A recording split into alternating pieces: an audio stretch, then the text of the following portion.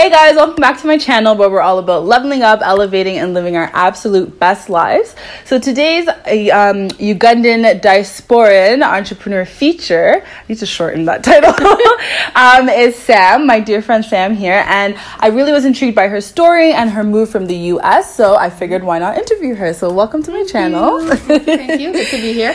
So Sam, if you could tell us a little bit about yourself and what drove you to move to Uganda? Yep. So my dad laughs at me because I say I'm Ugandan American. He's like, "What is that?" So I do the same. I'm like, I'm Ugandan Canadian. What else would he's you? like, "You're Ugandan, period." But I'm a Ugandan American. I grew up in the States. I left when I was really, really young. So everything, like all my schooling was done there. Got a job, right? So I did my undergrad, my master's, was working. And 2019, so last year, made the decision to move back, which was awesome. No regrets. And I'd actually been debating moving back for about 3 years before I finally made the plunge. Yours is shorter than my 6 years. 6 years? 6 years. I was like, I don't know. And if it wasn't for COVID, it would have probably been 7. Seriously? Yeah, no, like I knew this year, I was like, for sure. Okay. But it was like going into the 7th. Yeah. Okay. I know. Yeah. No, it was 3 years for me. I think, and we'll talk more as we get into it, but for me, it was every time I would come home for Uganda, for vacation, summer vacation, or for winter holiday, which was usually like Christmas, I always left feeling like empty and sad. Yeah. And I wanted to come back. Yeah. And so the older I got, that empty feeling just got stronger and stronger and stronger. And then, like I said, 3 years before I made the move, it was just like, okay, this has to happen. I just didn't know when. Right. Yeah. So I feel like it's kind of like the older you get and the more sure you are about yourself or understand yourself, the more you're like, okay, no, this is like and what I want. And I think too, I never thought I would move back. So when I was in college, I went to a historically black college, or HBCU. So cool. HBCUs, A. Morgan. And there were a lot of Africans and Caribbeans and African Americans. And it was very cliquey. Like all the Caribbeans kind of were friends and hang out, all the Africans. And that was the first time that I think I forgot when I moved, because I was so young, that I was African, right? Like I just assimilated into being American. And then when I was around other Africans, and I say that so loosely because they were from everywhere. Right, yeah, of course. I don't want to sound ignorant. They literally was just as belong to this, all the countries. But when I was around other Africans and they were so proud of where they came from and having that identity, for me it was, wait, I have an identity too. Like I'm Ugandan. So that's the first time I think I really became proud to be Ugandan. And then as I got older, post-college, that's when I started coming back every year. Okay. And the desire got stronger. Okay. So. Was your college kind of like Dear White People? Have you ever watched it? Okay. I love that show, and I was just thinking of minus the white people. Yes. Okay. So the second. Cliquey, that's really dope though. I love that show. Maybe that's why I actually like the show, because like.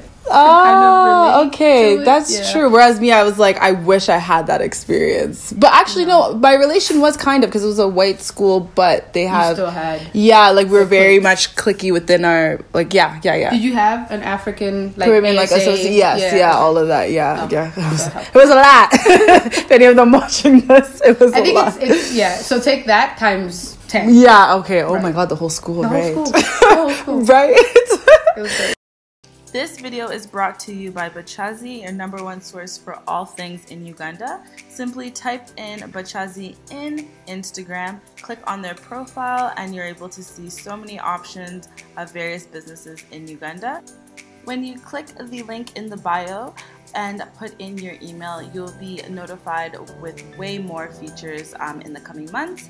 And you get a chance to win some really dope prizes, like some trips and electronics, depending on how many friends you share with. So share with 7 and you get a chance to win it all.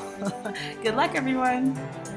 When did you decide that you wanted to move back? Like, when was your aha moment when you're like, this is it, I'm out? So for me, there were a couple of factors. I think professionally, so I know that I wanted to play in the international field of business, right? I wanted to get into international business.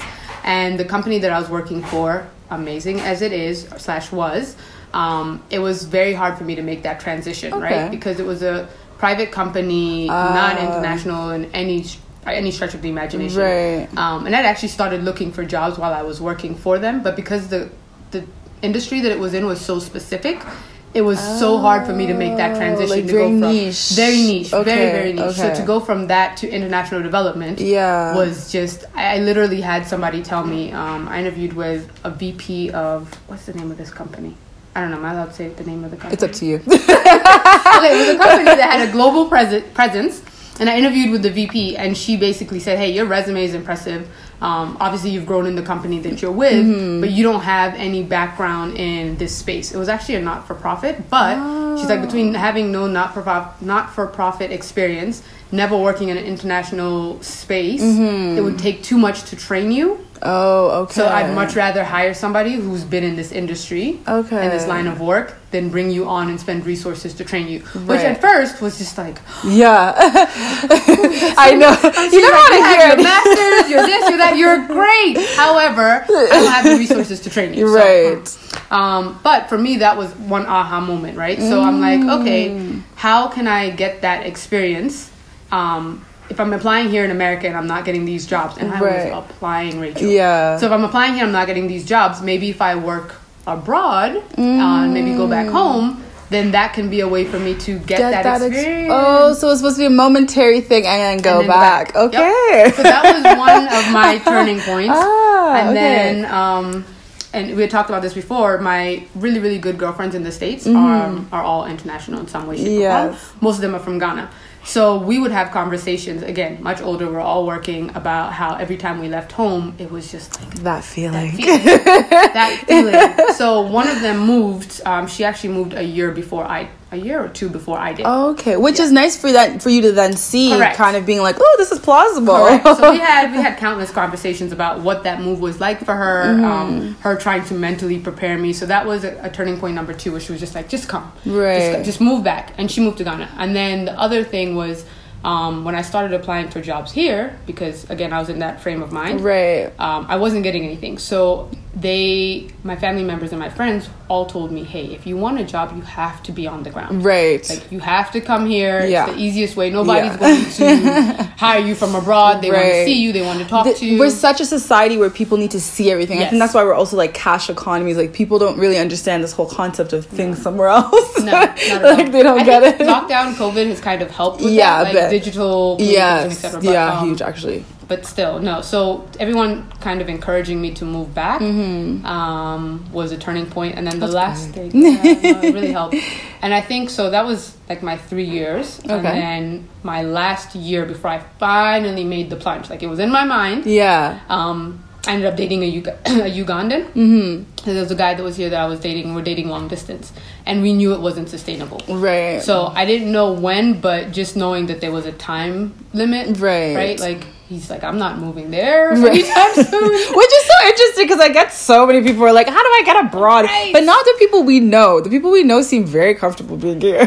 Being here? Yeah. Everyone's like, go somewhere else. Why? No. And I get it. Now that I'm here, yeah, me too. I was like, oh shoot, why didn't you share the secret a long time ago? There's literally 2 types of Ugandans, or 2 types of people who are like, oh, America, like, it's so great, I want to go, land of milk and honey. Yes, exactly. And then people who are like, for what? I know, the ghetto.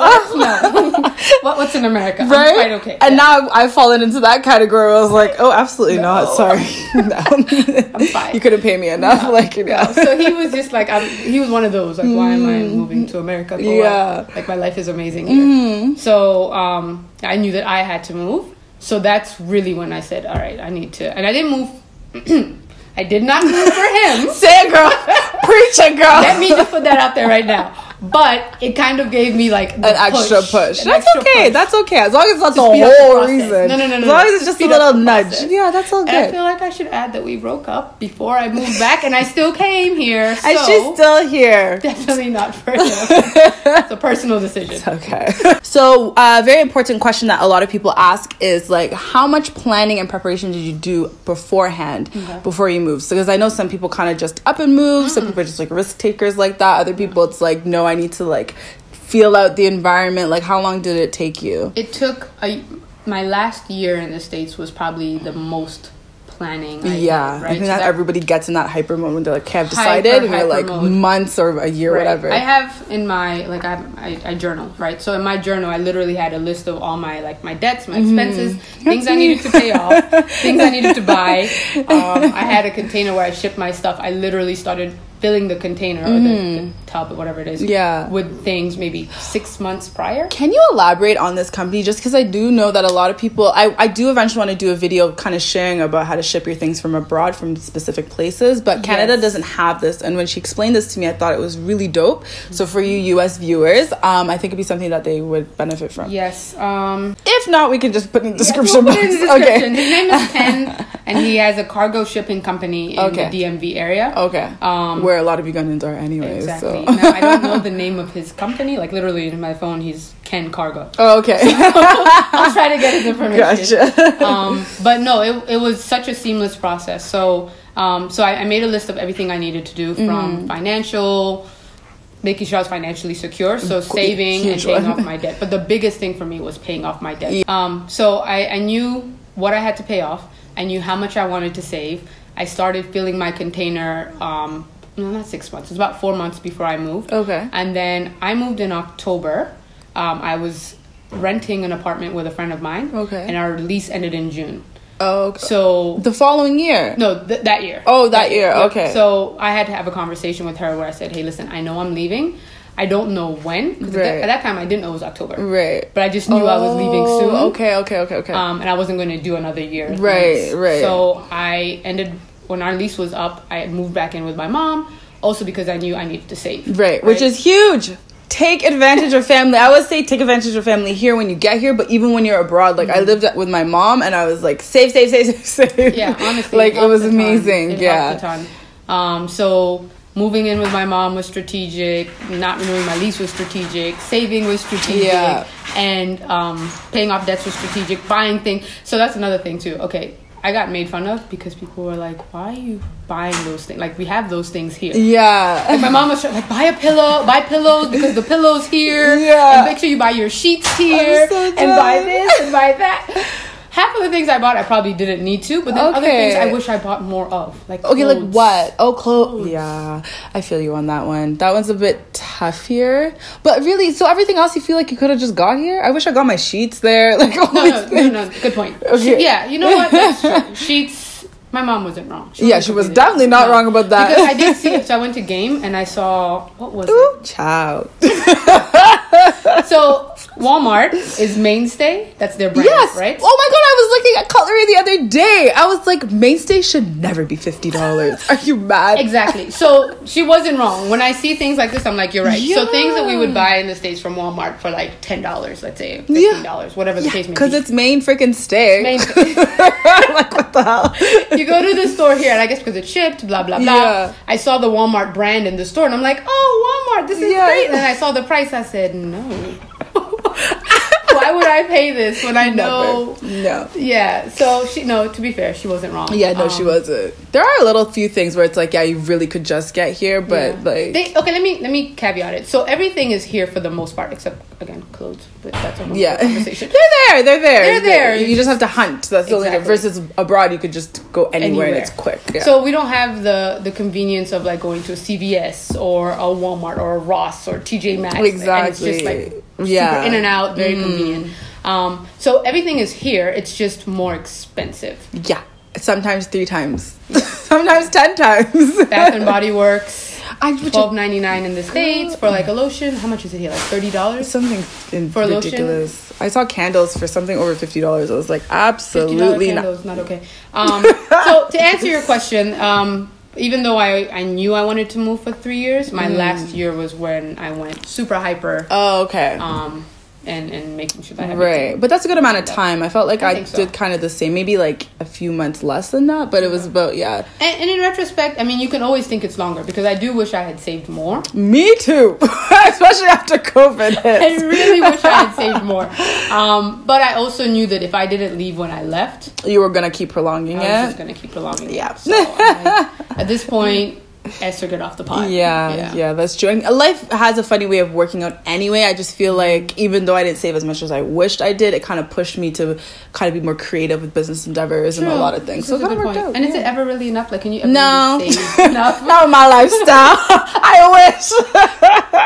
So if you're looking for, like, you know, if you think you have to save a lot of money before you move back, you're going to be sitting there forever. Yeah, you'll be sitting there forever. So just take the plunge. So essentially you mentioned that your financial situation, you kind of left with your debts cleared or relatively cleared and then a good amount of savings. Yeah, so I think that's the smartest thing. I think most of us did the same. I think, I don't know, but most of the people I've talked to. Actually, you know what? So I met a guy, like, this was months ago, and he had lived in the States for some time and he moved back. But I think he went for like grad school, worked for a bit, and then moved back. Okay. But he basically said he like came with his credit card, maxed out his credit card because he knew he wasn't going back to the States, and just dipped.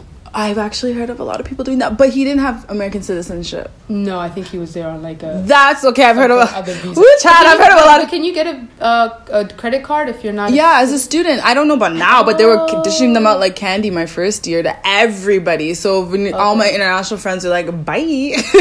Just racked up debt. Left. Yeah, but the rest of us have like... investments and things because you're a citizen. It's not a good idea to do that. Yeah, so I'm a citizen, so can't do that too. My parents raised me better than that. Oh my goodness. I mean, that's stealing. I know. Horrible. You don't do that.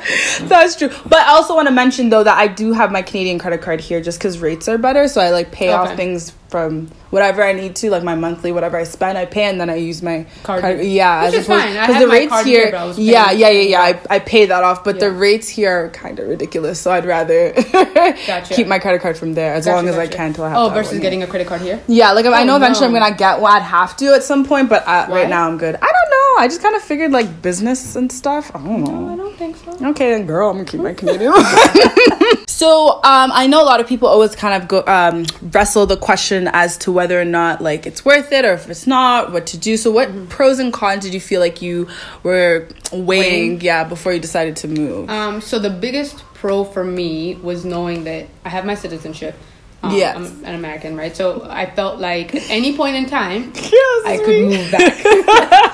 God forbid. That was the biggest thing for me. And then also, I'm young, right? So I weighed that and I said, I'm young, I'm not married, I don't have kids. That's me too. If there was ever a time to make such a big leap, it's now. It's now, right? I can kind of be on this journey for my 30s, and if it doesn't work out, I'll move back. Right. Whatever the case may be. But it will. It will work out. Believe it will work out. Another factor, a pro, was I had family here. Yes. So for me, as I'm getting older, wanting to know a little bit more about my culture, wanting to spend more time with my family. My grandmother's getting old. And grandparents. So both my grandmothers are obviously getting older. One of them more so than the other, so I really wanted to spend time with her. Yeah, that's really sweet. And my dad, etc. So having this network of people here was a huge pro. Just wanting to kind of live in this life. I also had gotten tired of the rat race in the States, so oh my god, a big push for me. Like, you know what, just take a break from this and try a new life, start from scratch, if you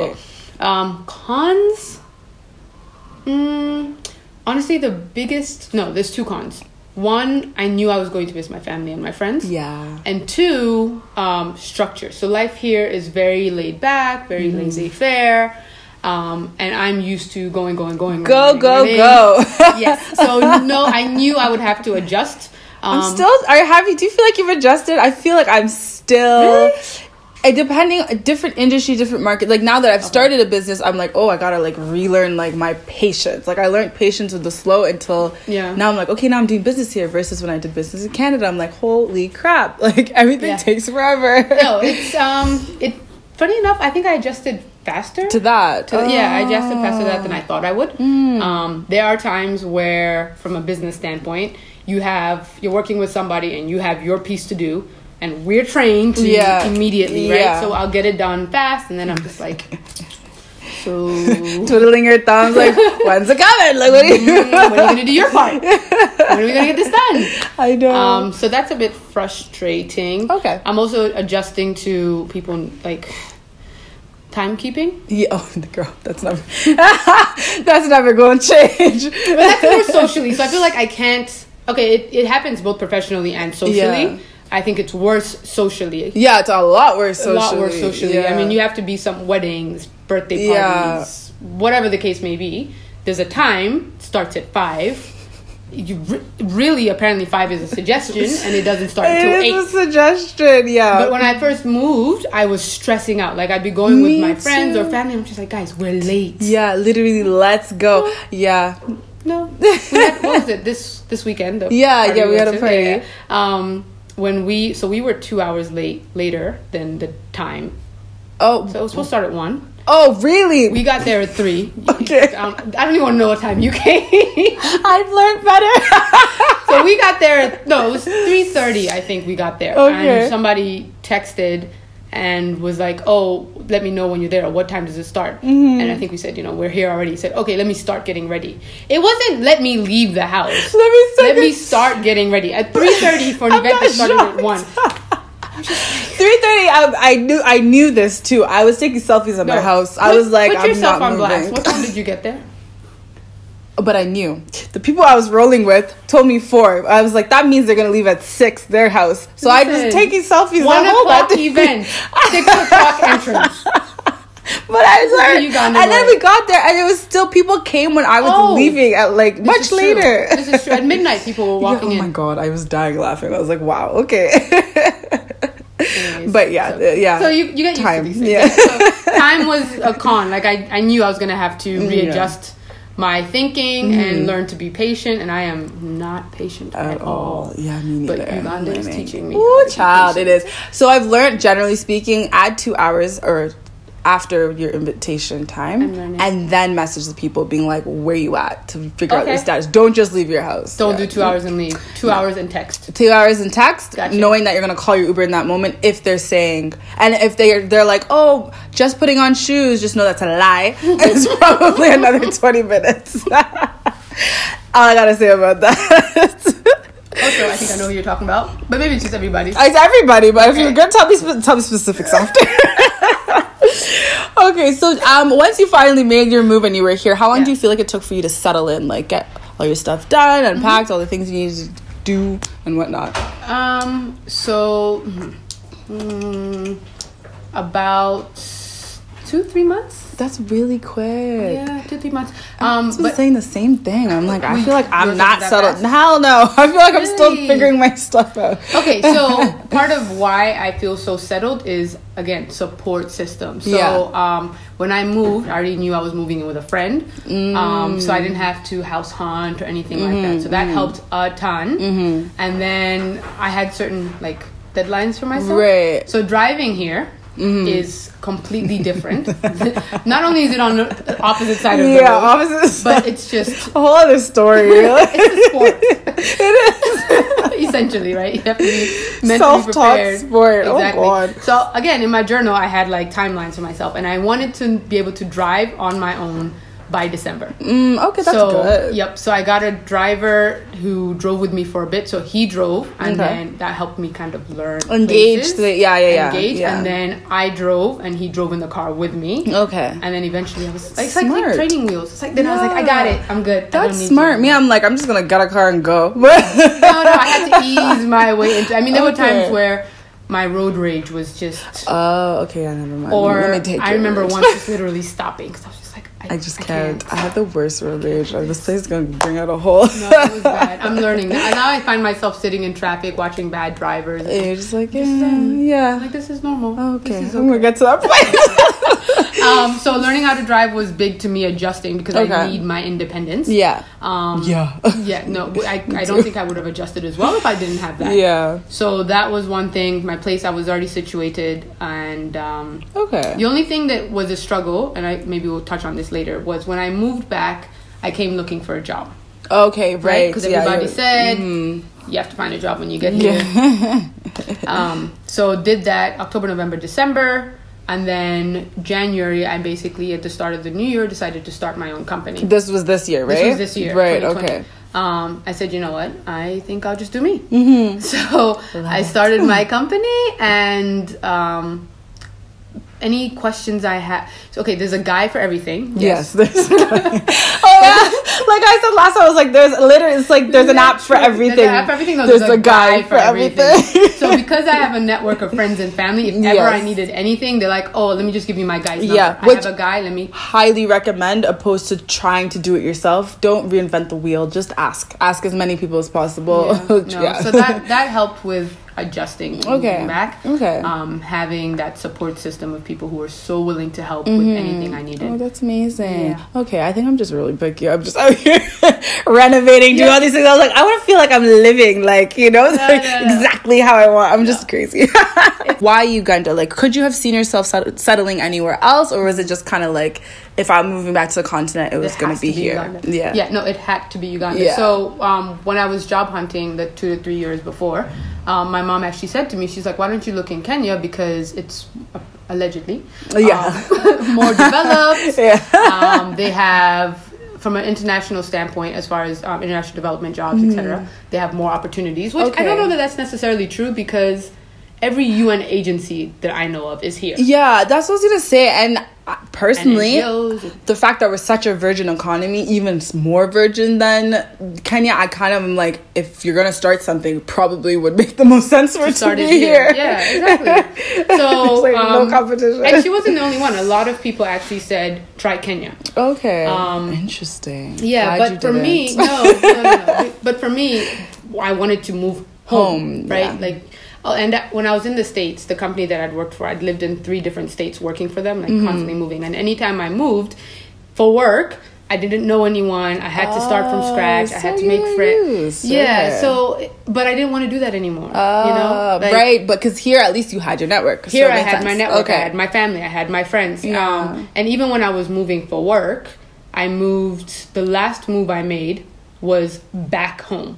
So I moved, I started in Maryland, then I moved to Virginia, then I moved to Pennsylvania, and then moved back to Maryland because I was just tired of moving. I remember on my, what do you call it?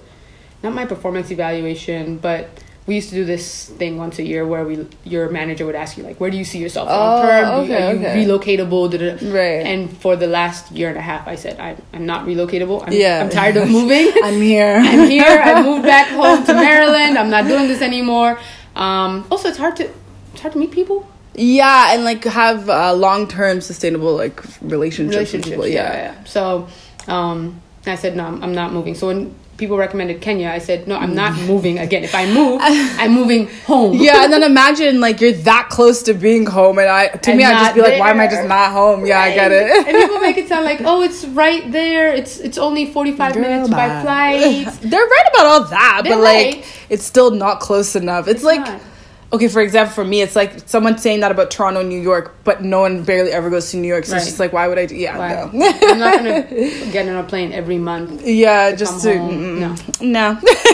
So getting into the business segment, I just wanted to go ahead and ask you if you could elaborate to my viewers what business you ended up starting here. Yep. So management consulting is kind of my arena. So my background is in operations, did my degree in business, my master's in business administration, Six Sigma Black Belt, which also has to do a lot with process improvement.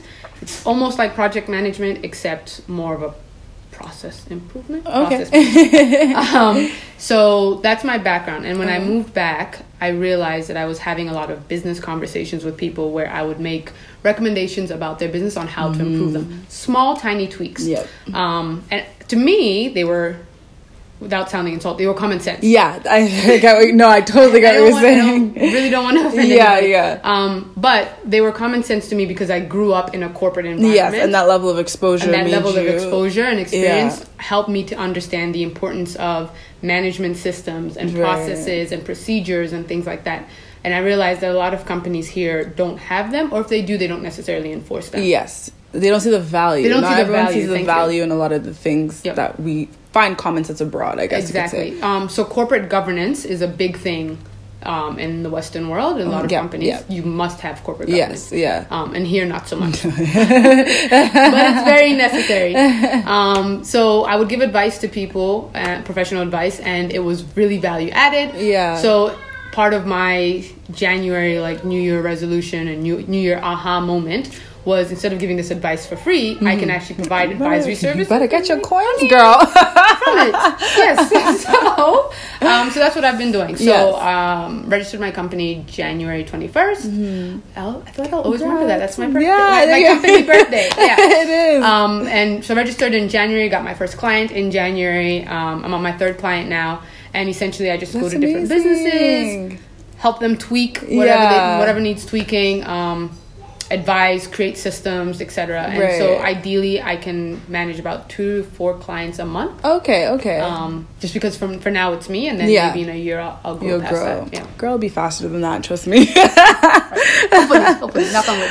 So basically, based off when you moved, you had said that you were coming with like a mindset of getting a job. Yep. So what was the time frame then? Like, how long was it before, from that point to then being like, I've registered a business, forget that? So October move, January started company, but that's a really good question, in that I didn't have in my mind, hey, I'm going to look for a job for X amount of months. Right. Oh, interesting. No. Okay, so when you touched down, your plan was just kind of like look for jobs ASAP, and you'll find it quickly. And I'll find it quickly. Oh, okay. That was very naive of me, but no, it's better to have a big goal and then you just kind of like hit somewhere else. Yeah, that's okay. That's the best. Me personally, that's how I live life. But I wonder if things would have been different if I said, hey, let me look for a job for 6 months. Yeah, you probably would have pushed it. And I personally, how I feel like your brain kind of starts to operate differently when things, I don't know, shift, and you might not have had that shift until 6 months later. True. That mental shift of just being like, oh no, maybe this will work better. And maybe I would have given up. Maybe I would have said, hey, this isn't for me. I tried to find a job. It didn't work. I'm going home. I like that. So you weren't stuck on an idea. You were more essentially flexible. I was flexible. Yeah. I think that's a very important mindset to come with here. Is be flexible. And I feel like I've said this too much, but again, having a network and a support system, it's so essential. It's really, I did the same. Really I had the same. Yeah, because I think I knew. My dad is here, and he's very encouraging. Yeah, me too. And for him, he was just like, whatever you need, I got you. Yeah, love it. Help you get acclimated. So maybe I wasn't panicking. Yeah, but also because I'm so used to being independent, I didn't want to have to rely on anybody. Rely on daddy, right? Like I'm a grown. Yeah, I've been paying my own bills for God knows how long. Yeah, I can't rely on him. I haven't for the past however many years. Yeah. But I think in the back of my mind, I knew that I had that safety net. Yeah, of course. But I think it's a good thing, essentially. I mean, if you're not like extending your stay in terms of like trying to milk everything from them, or exactly, like don't do that. But like in terms of just to land here and get yourself situated, I think that's totally fine. But I did want to mention too, I think it's very there's a market for consultancy here. There's a huge, if you have skills abroad and you really, really feel like you're an expert in that said skills, and you come here and you notice there's a gap, bring your ass back. Just come. Absolutely. And I think another thing too is because I didn't have that timeline, and I'm thankful for it after what we just talked about, I never thought that I would be an entrepreneur. I never thought I'd start my own company. Okay. Because again, super structured. I always said, we had this conversation. I always said I never saw myself as a CEO. I would be a COO. Yeah, and a CEO. Yeah. Because I'm an executor. Like, give me your vision, give me the strategy, and I will execute the heck out of it. But there is something in this air. I am convinced. I think Uganda is like the top entrepreneurial country in the world. Yeah, we are. Definitely number one women. Yes, number one women. Like I think top 3, or maybe number 1 of the top 3, but somewhere in there we fall. Yeah. So I'm convinced there's something in the air or in the water. Yeah. I don't know. That gave me the confidence to say, wait, I have a skill set, I have experience that I can actually bring value to people here. Why not become a business owner?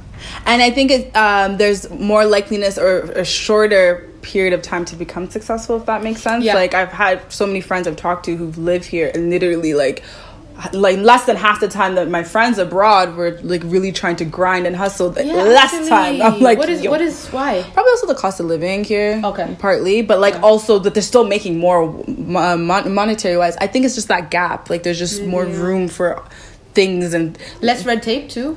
Maybe, but like because we have that level of exposure and I think that helps. That's me analyzing, but I don't know. We'll go with it. So, what does your day-to-day look like as an entrepreneur here? So, I am a morning person. I'm most productive in the morning. So, me too. If you try to get me to do anything after 8 to 10 p.m. Yeah, that's me. I'm just like, I'm dead on the couch watching something I'm not about to do. Completely mindless. But I usually wake up by 6:30. I'm up, and 3 days a week I work out. Well, 3 days a week through Monday through Friday. Right. Sunday I work out as well. But work out in the morning. I'll usually meditate or something. Yes, if you haven't read the book Miracle Morning, I suggest so I was actually reviewing because I knew we were going to talk, so I was reviewing it. So there's an acronym in the book. It's called SAVERS. Okay. And it's if you carve out an hour a day to do SAVERS, it makes a world of difference. So SAVERS is, I think it's silence, which is prayer and meditation. Yes. A is affirmation. Okay. Okay. I'm like, check. B is visualization. Check. Right? Visualize how you want your day to be. E is exercise. Okay.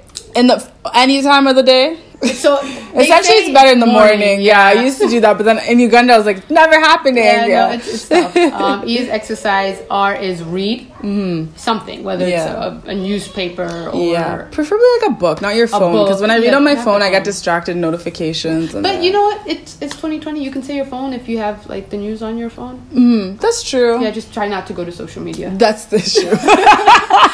That's the issue. Yes. And then S is scribe, so write. Yes, right. Which I started doing this year, and it makes a world of a difference. I feel like difference. That's scripting and scribing. So I try to do within an hour. If I don't do the entire SAVERS, I'll do parts of SAVERS in my morning. And I'm usually sitting at my desk by 8:30. That's amazing. I feel like we're on the same trajectory with that. People think I'm batshit crazy, but I'm like, it'll pay off. It works. It does. Yes. I try to go. So if I don't cut myself off, I'll keep going. And I know it's not healthy. So I literally burnt myself out when I was working in the States for the company I was working for. I got to a point where I did not stop from morning until I went to bed. I was constantly. Me. So how do you turn off? So I turn off in that I tell myself in my mind 5 o'clock is the cutoff. Ooh, I'm gonna start doing that. And I'm like, if guilty. I can make my own hours as a business owner. So 5 o'clock is my cutoff. Now that's not to say that things don't come up after 5. Right. But in my mind, I start to check out at 5.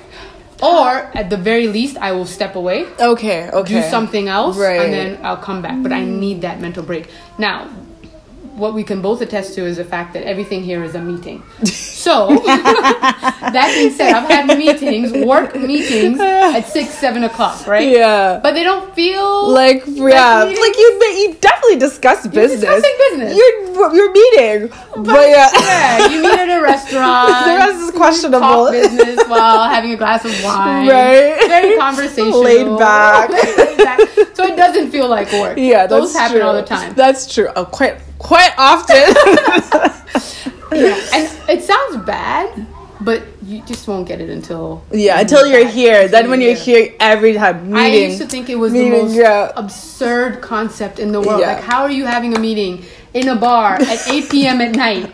No, I get it now. But a lot of my great ideas or like collaborations have happened at those meetings. So essentially, it's just kind of like just let it go with the flow. Honestly, and then most people I think also have 2 jobs, right? They have their 9 to 5, and then they have their what we call a side hustle, right? Yeah. So if I'm working from 9 to 5, the only time I'm going to have an opportunity to meet with somebody else is working from 9 to 5 as an entrepreneur. The only time I can meet with somebody who I want to collaborate with is after they're finished work. That's true, yeah. So, and that's their hours. Consequently, it's going to be at a bar at 6 p.m. Exactly. Or dinner at 8 p.m. And we'll just talk business. Wow. Always. Yeah. So essentially, we never turn off. No, exactly. Actually, that's true. That's true. So I still don't turn off, but... Yeah. But I was thinking maybe like computer work at desk. Correct. That makes sense. Yes. Computer work at desk, I try to shut down at 5. Yeah. I know. I try. That's good. That I'm working on. Yeah. But I did learn from somebody who was like, he said something that made a lot of sense. There's meetings where you need the person, and there's meetings where the person needs you. So if I need the person and they want me to meet them at 9 o'clock, 8 o'clock, whatever the case may be, I'm just gonna have to accommodate that. Not like move my laptop. And you just go right. That's I didn't think of that. That's a good. So the meetings where they need me, I try to schedule those for. Oh, okay. Right, makes sense. Okay. Oh, little tip. So overall, how have you found doing business in Uganda? Pros and cons. Yeah. So the flexibility I like. The it's not so people don't get as stressed. I think I got what you're trying to say. It's not as rat racy as it is. Correct. Because I did business abroad. 100 miles an hour. Yeah, exactly. Like I did business in Canada, and then versus here, I felt like it's not as. Yeah, it's just not like, it's not as like... You don't feel like someone's on your neck. Yeah, all the time. Right. Yeah. So not as stressful in that regard. But stressful when it's on the other end where I need something to get done. Or I've sent a proposal and the person's like, I'm going to look through it, I'm going to look through it. And you're just like... I sent my first proposals today. I hope I don't have to wait that long because I was essentially trying to make a decision by Saturday. It's not business related, but it's still no. It is. Okay, it's content creation, but not my main business. Good. That's still that's business. But like I was still like I want to answer like tomorrow, but I didn't even it's probably not good. So she's like cute. Okay, cute. Probably not gonna happen. Well, I was supposed to start a contract in August. I met with this guy. We started talking in June. Oh God, when did it happen? He said, we started talking in June. In July, he said, I want you to start the first week of August. Okay. I require a down payment. So he's like, I'll have your down payment ready. We'll start the first week of August. The last week of July, I messaged him. I said, hey, are we starting next week? By the way. What's going on? He's like, still trying to get the down payment. Let's push it to the second week of August. This is the second week of August. Yeah, I was about to say that next. I was like, I'm in the second week. Ask me if my contract has started. No. I figured. Wait, so and it's fine. Out of curiosity then, what percentage do you require? Because me, I came in this game like 100% put it down. Upfront? Yeah, I'm like, I don't 50. want... Okay. Yeah. Oh, you're nice. You're like, I don't want to run to nobody running around looking for my money. But also, I've had an issue where, so one of the challenges with doing business here, my business, I think the most opportunity is with SMEs. Yeah. For those who don't know, that's small and medium enterprises, right? So the opportunity is there. That's the passion. That's where I really want to make an impact. However, financially, they can't necessarily that's true. pay what I'm asking for. That would depend also on what you're asking for too. Right. Okay. So for me to ask for 100% upfront, I'm just like being a bit. I'm like, no, run around. I'll work with you. And the first opportunity I had, I didn't ask for anything up front. I was just like, just pay me every month. That's what I was doing in the very beginning, and then I was like, yep. No, I spoke to my mentor and my business mentor here, and he was just like, stop that.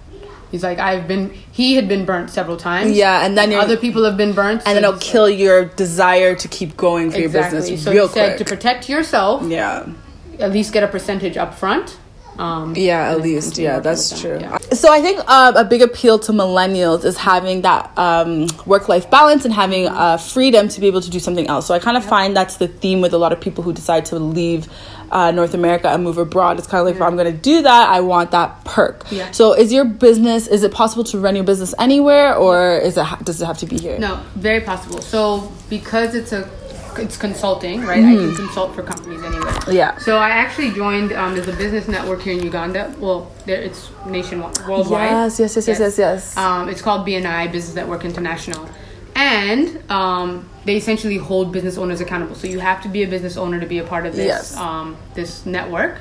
And essentially it's like having a marketing team. So you meet a lot of people from different industries. They get to know your business so that they can sell you within their network. Right, yes. So it helps you grow. Yeah. But because the organization is international, there's a network in a lot of other countries. One of the things that I recently started doing is reaching out to other consultants. I reached out to some consultants in the States and in the DMV area. Right. And I plan to visit their businesses when I go. Right. Because ideally, and especially in this space, you work well off of partnerships. Yes. And working with people, right? Yeah. So if there's an opportunity potentially here, I can bring them on. If there's an opportunity there, they can bring me on if they need extra hands or whatever the case may be. So smart, because my sister's she has a law firm in Toronto, and she's like literally gained so much from being part of BNI, like a lot. Oh, she's in BNI? She's in BNI, yeah. Great. Toronto has like a gazillion sectors, but like if anyone's from Toronto, so the Yonge and Eglinton one, so that's where she's from. But like, yeah, they hold you accountable. Like she has to be there her 7 a.m. meeting, and she's like half dead. 7 a.m. Like, our meetings here at 6 a.m. No, 6:30. Oh, yep. Jam. That's why. Thank goodness for Zoom. But yes, you have to. Yep. On there 6:30 every Friday. Bright-eyed and bushy. Oh my god, that's her. I went for like one back when I had a business, and I loved how structured, and it was complimentary. Like nobody, you can't be the same thing as somebody else in the you can't have chapter. More than one brand manager. Yeah, you can't have more than one public accountant. Yes, like which works out great. So like when it comes to networking and exactly, they don't want competition. With the referrals. Beautiful model. Yes. So long story short, yes, it is, and my long-term goal is to be able to, I want that flexibility, because I do think, I know I have 2 homes, right? So Uganda is my home, Maryland is my home, and I want the flexibility to be able to travel both, and consulting allows me to do that. And you can literally physically be on one end and still be doing your job. Yes. So that's really, really dope. And I love how it's by accident, essentially. Anything is possible when you keep your mind open. Okay, so because Sam already mentioned it, I was just gonna ask her, how has it been dating since you officially moved back? You already explained your situation from before moving here, whatever, but like how has it been, because you people are nosy as hell. So I have been on a few dates. Okay. Ooh, how's that been? Especially because like society wise and expectations is very different in Africa, so. There's that.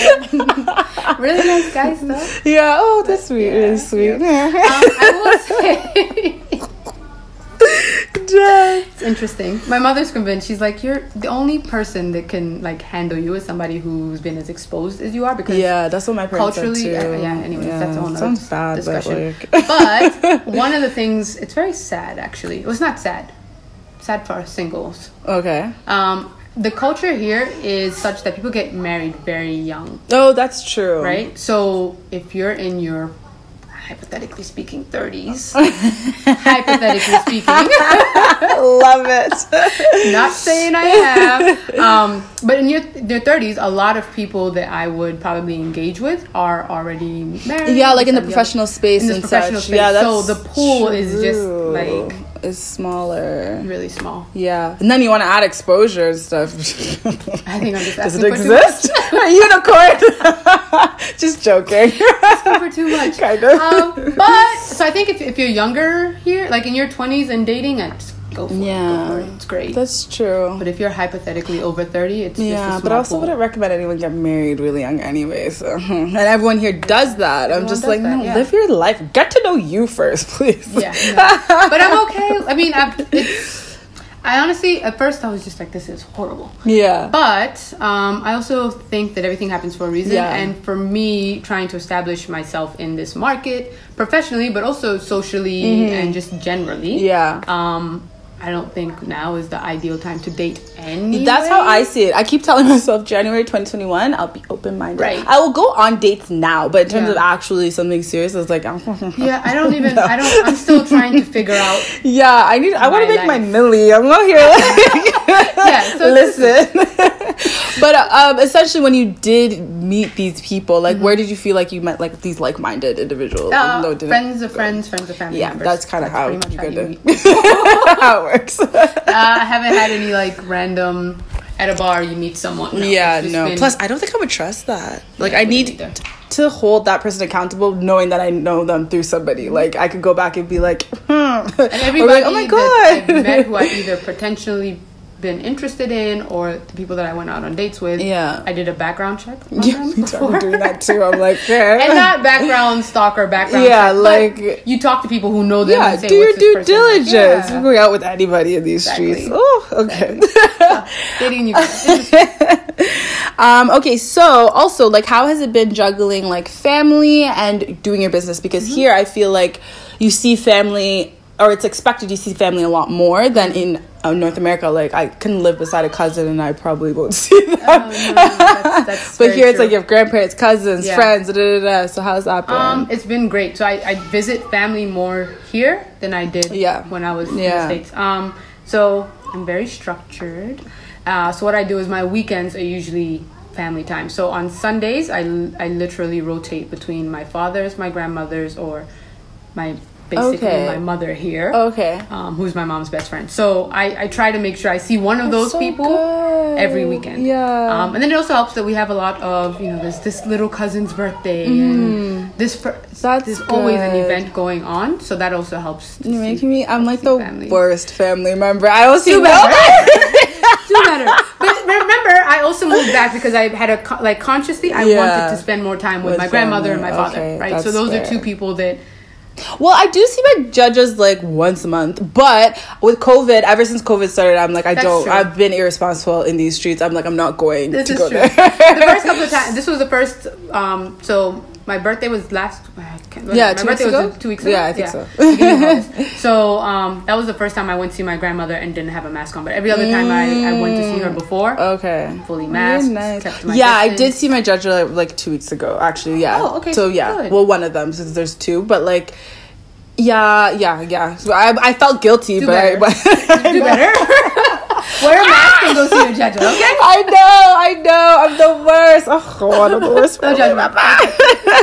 So, given that we're very social in Uganda, what do you feel is like your favorite thing to do, like pastime wise? I know we don't have like a lot of places to go. Like, I don't know. We have like cheesy things a lot in North America, like the bowling alley and all these like things. But like, what is your favorite thing of what we have?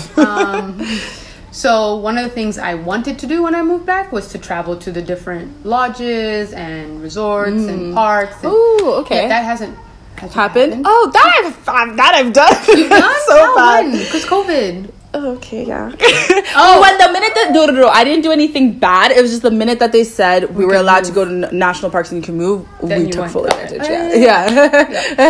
So that's something I want to do. Okay. I feel like, to your point, there's not a lot of bowling or skating rink or I don't know, just options. Yeah. And I'm a daytime person. I said that already. I'm a morning person. I prefer to do daytime activities.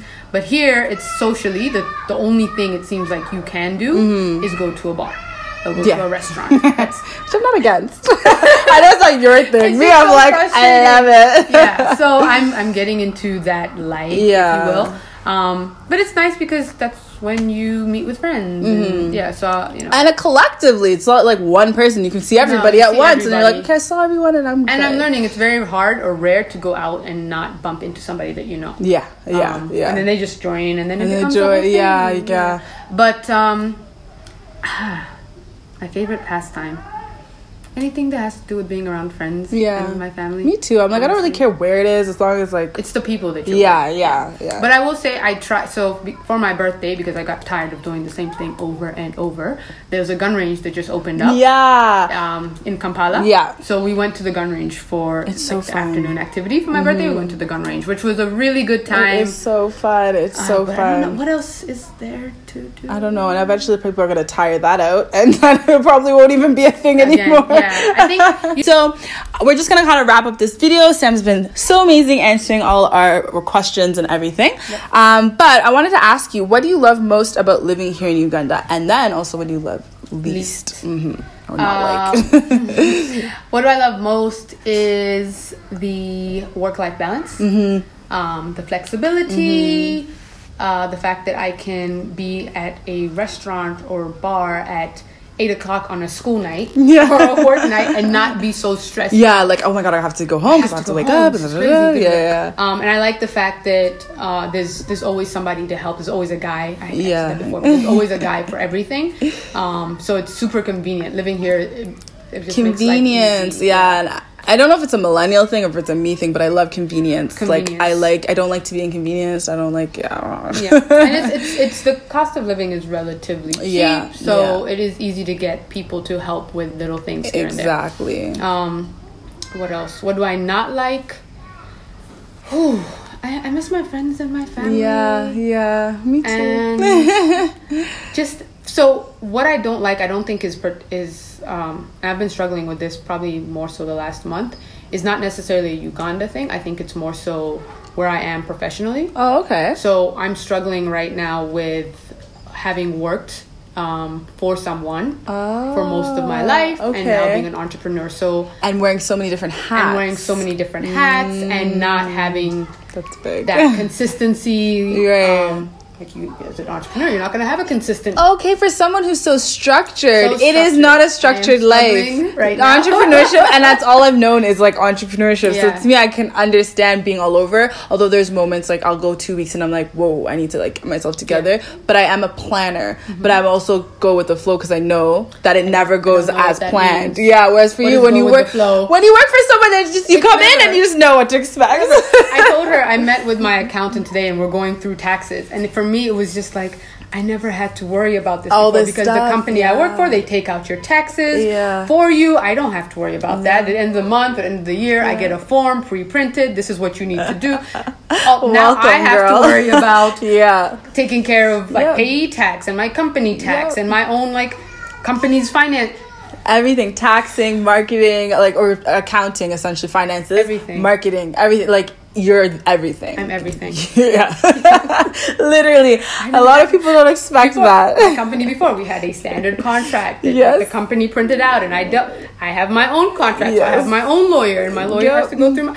It's a lot. It's a lot that I'm not used to. So I do miss that. I miss everything kind of already being taken care of. Okay, that's a really good answer. Yeah, figuring it out as I go. Yeah, and a lot of entrepreneurship is figuring it out as you go in trial and error, and it isn't for everybody, but you're doing well, so I'm proud of you. Thank you for now. I was listening to a podcast. I'm going to do a shout out and support this amazing person. Go ahead. I don't know her, but there's a podcast called Girl CEO. Okay. And you can follow her. She's on Instagram, and then she also has a podcast as well. Sounds interesting. And she just talks about her experience being a CEO and how she's kind of made it through the whole process. That sounds really good. Listening to her helped me out tremendously because it was after I listened to one of her episodes. Again, entrepreneur, you're figuring out as you go along.